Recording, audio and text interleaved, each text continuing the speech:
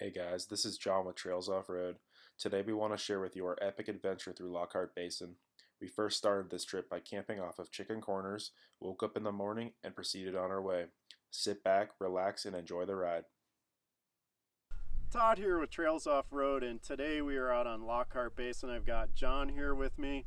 He's never done Lockhart Basin, and behind that camera is Ryan, and he's never been to Utah before, so this is going to be an exciting trail for him. This is actually one of my favorite trails, and as we go throughout, I'm going to show you all the reasons why I like it.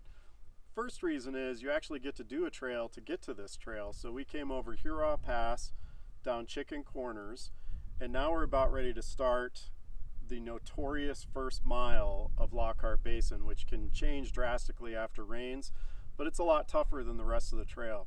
And as you can see here, we're right at the trailhead. This is starting to turn into like the frog pile on the Mojave Road, where people keep adding chickens. There used to be just the one chicken.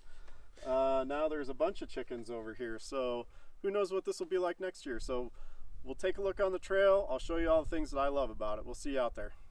So I am in a 2008 JK. My vehicle's the red JK that you'll see. It's got 182,000 miles on it, and the suspension is completely shot. The shocks went rapidly this time around, so I'll be bouncing around. And then John is in a brand new 2019 JL that's white, and he's only got 1,600 miles on it. 1,600 miles. This is the first hard trail we're doing. 33s. I'm on 35s just for reference, and a 2.5-inch lift. John is bone stock. The first mile, like I said, is notoriously rough, but it's notoriously confusing. So I urge you to go to trailsoffroad.com, download the track, and follow the track, because what might look like the trail is not the trail. It's a little maze getting in through the canyon. Once you get up on top, the trail's real easy to follow, but it's this first mile is really tough.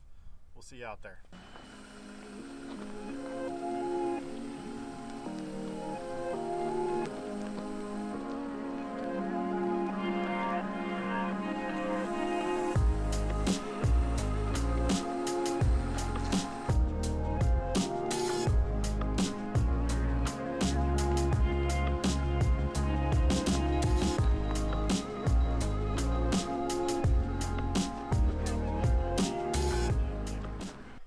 In the mouth of the canyon right now, and this is where it starts to get interesting. We're going to go over a couple named obstacles, but as you can see, it just starts to get more sensory overload. All the different places you look out here, if someone says, why is it your favorite trail, it's, man, there's just so much out here. It's pretty crazy. I mean, even if you just look at, you know, the rock formations and the different things going on in the rocks and the plant life, and then we'll get up near some hoodoos.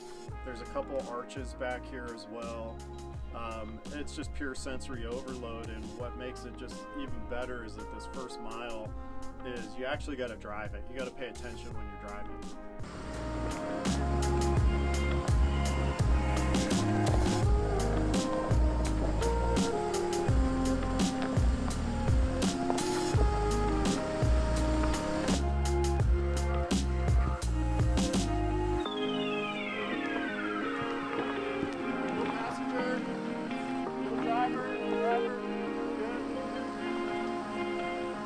Driver.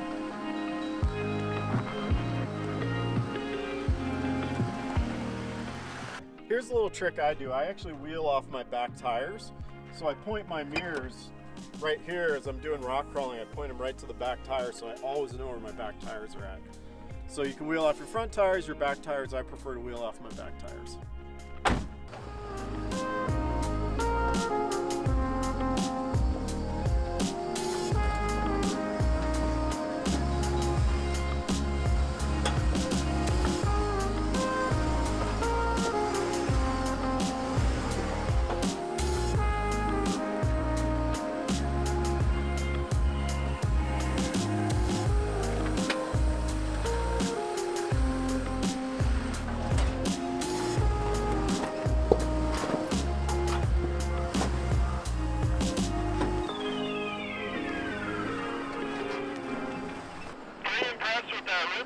So far with just 33s, I mean, I don't know why anybody would really want to get much bigger with that.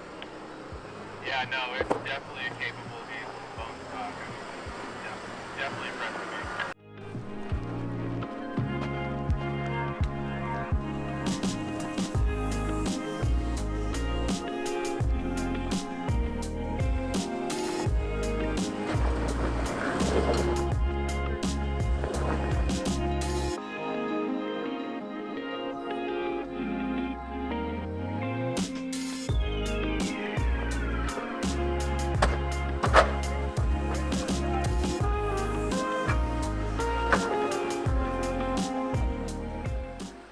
Alright, so we just got up waypoint 10, which is the double obstacles on Lockhart Basin, and let me say, that was a very challenging obstacle in the stock JL Rubicon, but all I did was lock both axles, and with some good spotting, crawled right up it.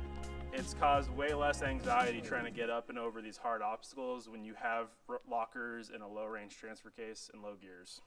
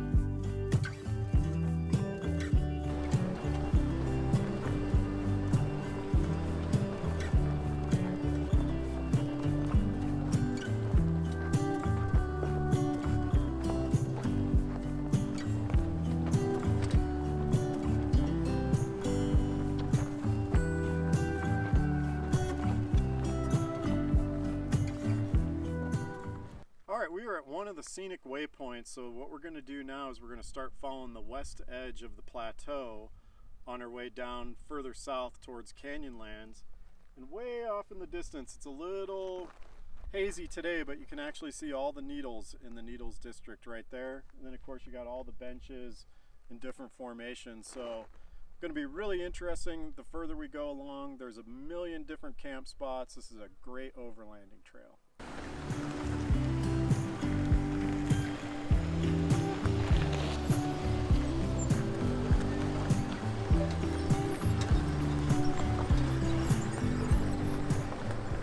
As you can see, when you get to the brown sandstone, it gets really a little bit more wavy, rounded, a lot of different patterns. This particular wall here, there's just so many different patterns and layers in it. And it's just, we'll follow this for miles and miles, and it just never gets boring. It's just an ever-changing pattern as you drive.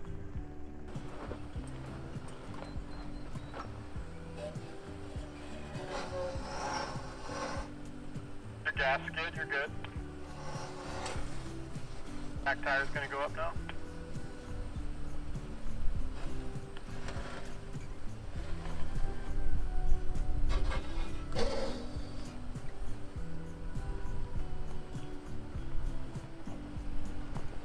Gotta pick the worst possible one there.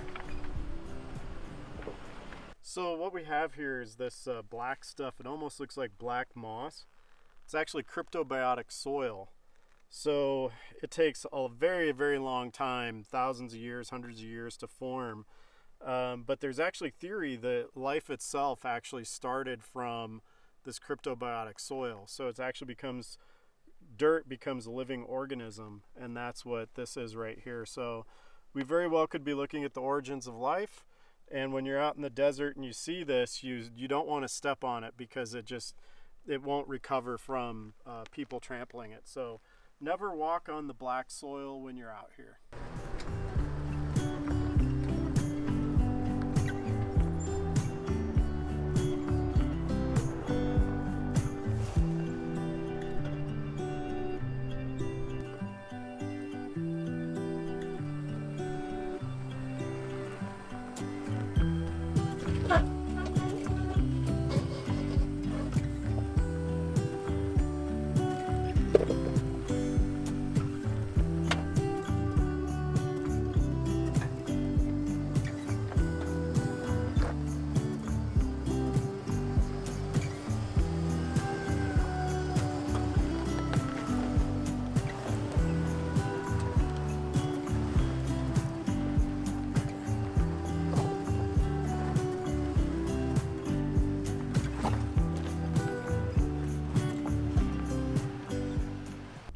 about 3/4 of the way through all the way, and John, I mean, I said this is probably one of my favorite trails, if not my favorite. Do you see why now? This might be the most beautiful 360-degree view I've personally ever experienced in my entire life. I mean, it is just everywhere you look, there's something to look at. You can spend a day sitting right here and not see the same thing twice. I mean, this trail is 6 out of 5 stars. Right. We haven't seen a soul all day. This is the most epic trail I've ever been in my entire life, for sure. Haven't seen a soul all day. From all of us at Trails Off-Road, thanks for joining us on this adventure. We'll see you next time out on the trails.